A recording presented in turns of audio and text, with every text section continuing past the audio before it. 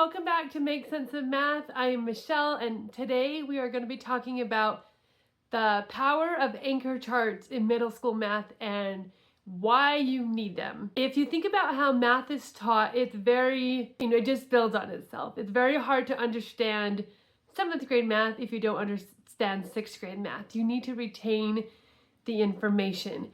And so that is where anchor charts come in. This will help your students do that. Now, if you don't know what anchor charts are, they are visual tools that support your students' learning. So I have a few examples here. Now these are on 8.5 by 11, but you could easily print them larger. I always have my title so like students can easily identify which chart they need to look at. But they're charts with key information on it. Maybe they have examples on them, but they're just like key information where students can look at it and remember what was taught, or remember a certain idea or a certain concept. Well, I'm going to talk about 5 things that anchor charts do in your classroom. One, it boosts retention. If you have them up on your walls, students will automatically look at them. You can or cannot draw attention to them, but they're going to automatically just see them, and that constant reminder is going to help them, it's going to help the information stay. And so I always have them in my walls. I do change them out a little bit depending on which unit we're on, but there are some that I never take down because maybe it's a hard topic or something that is constantly referred to. And so we just always keep them up in the classroom. And number 2 is that it supports visual learners. You have those students in your classroom that really just need to visually see a concept. This constant visual reminder of a concept or an idea or examples of it is going to help. It's going to help them. Number 3 is that it facilitates classroom discussion. When I am teaching, I would constantly point to anchor charts and say, remember when we talk about this or we talk about this, and I'm constantly pointing to them. So one, students can look and see them and get the visual of it. And it just helps students to remember past concepts. Now, I talked about how I do rotate through them.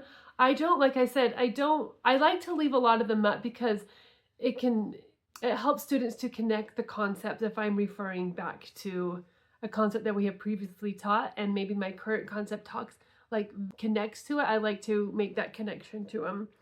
Encourages independence. If you maybe have lots of questions in your classroom, maybe you can refer them to the anchor charts and say, go look at the anchor chart and ask me if you still have questions. And it makes learning accessible. It helps students who maybe struggle with the language to have a visual reminder of a certain concept.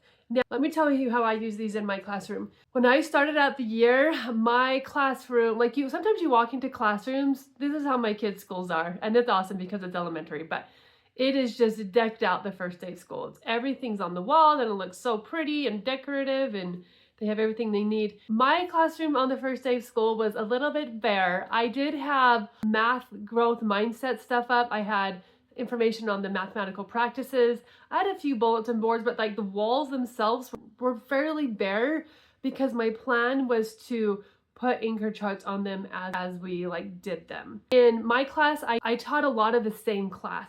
So with anchor charts, it's a really good idea to make them with your students because your students can help you think of key information. They can help get key ideas on there, examples. It helps them when they make anchor charts as well. The problem that I ran into when I taught is that I taught 4 periods of the same class. So then we had 4 different anchor charts, which was fine, but I wasn't going to put all 4 of them on my wall. I thought that was a little bit too much.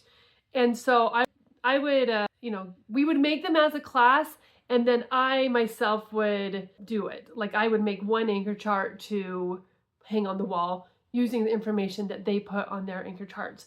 I had my students do a lot of the writing on the anchor charts because I know also helps them to get involved, write on it. And they don't always have the best handwriting. So when I would try to make it, nice and clean. Also, when you're making anchor charts, if you're going to make them yourself, sometimes we draw to getting them to look pretty, getting them to look really cute and nice, and maybe we have like cursive font because it looks so fancy. And you have to remember the goal of the anchor charts is to make them like so they can look at it and gather information quickly. So if you are decorating the anchor charts with a lot of doodles or maybe drawings that just kind of add cuteness to it, then I would suggest not to do that. I would suggest not using cursive or fancy font because it takes longer for people to look at it and understand what it is saying. I would use a clear print that's easy to look at and to read. I would do clean examples. I like to do mine color coded because color can help relay the information as well, like the key concepts you could do, or like things that connect, you could do the same color, or like the key concepts you can highlight with the certain color. If you don't have access to color, like maybe if you want to print them off, you don't have access to color, you could. I mean, you don't have to, but you could just put them on colored paper if you still want the color in your classroom. But I do recommend that they are in color if that's something that you can do. I like to provide like an example or two on them. Now, I do want to talk about a few anchor charts that I had consistently always in my classroom, and you're probably going to be surprised because like I said, I taught middle school math. I taught I didn't actually teach 6th grade. I taught 7th grade, 8th grade, and 9th grade, but I had a remedial class, so it was a lot of 6th grade content. Anyways, so I had an addition, a subtraction, and a multiplication and a division anchor chart in my classroom all the time on the front, so I could consistently refer to it. And you may be thinking like, why? Because if you think about the concept of addition, addition is adding terms that are the same. And when we get into algebra, if you constantly remind students that what is addition, it's combining terms that are the same, then that's going to help them make sense. And same with fractions, because a third and a fourth are different terms, right? You have to combine. Addition is combining things that are the same. And same with like multiplication, for example. I was consistently reminding my students that multiplication was groups of, because that helps so much with the distributive property and just multiplying in general. That constant reminder of multiplication is groups of, and that just helps them make sense of the math. And so those were always on my board, not on my board, but like beside my board, and I was constantly referring them just back to the basics because they need to understand those basics to do a lot of the algebra information. Now, let me show you. I do have, like I showed you, I do have anchor charts made for most of the middle school math topics. If I am missing something, I would love for someone to shout out and let me know what they need. But I do have these ones already made if you don't want to make them, or if you want to make them with your students and then hang these ones on the board because you don't have time to make nice ones yourself. These are just examples of a few that I've done. Definitely not all of them. I mean, there's probably hundreds that I have. But you can kind of see how it's just a clean, bold font. There's examples. I did do some color. I do have these in black and white as well. If you can't print in color, that you could either print on white paper and get a marker, like a colored marker or markers, and color them up. Or if you just want to put them on colored paper, that's fine too. I also suggest, okay, so wait, these are 8.5 by 11.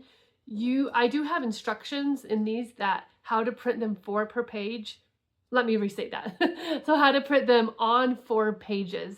It's really simple. You just use a program and you can print 4 per page. I keep saying that wrong. You can print this on 4 pages and then you just tape it together. And so that's a simple way to do it. Or you can take it to your local print shop and they can just enlarge it for you. Or you can just use these 8.5 by 11. That also work just fine because the font is clear and clean and bold, and it's really easy to read. It's also a good idea for students to have access to these, maybe a personal reference sheet if you want. You could make little rings of them where you would, in this case, put four sheets per paper. Let me say that again.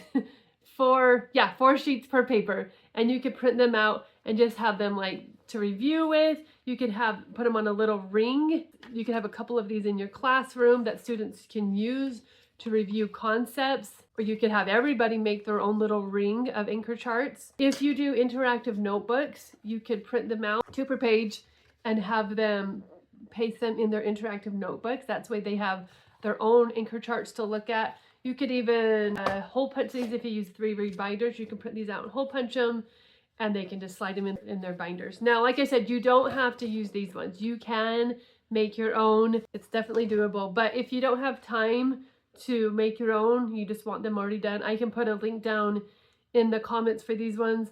I honestly I didn't start using Anchor charts until I think my 3rd year of teaching. A lot of things happened in my 3rd year of teaching. But that's when I started using them and consistently referring to them and talking about them. And that's when I really feel like they were so effective in helping students, like 2 things: retain the information and then connect concepts. And doing those 2 things help them to make sense of math. So let me know if you have questions. Again, I'll put the link for these down in the comment. And these are sold separately, like they're sold as topics if you want to just buy your topics, or I have bundled them all together and I've given you a discount if you would rather go that way. So anyways, let me know if you have any questions. Have a good day. Bye.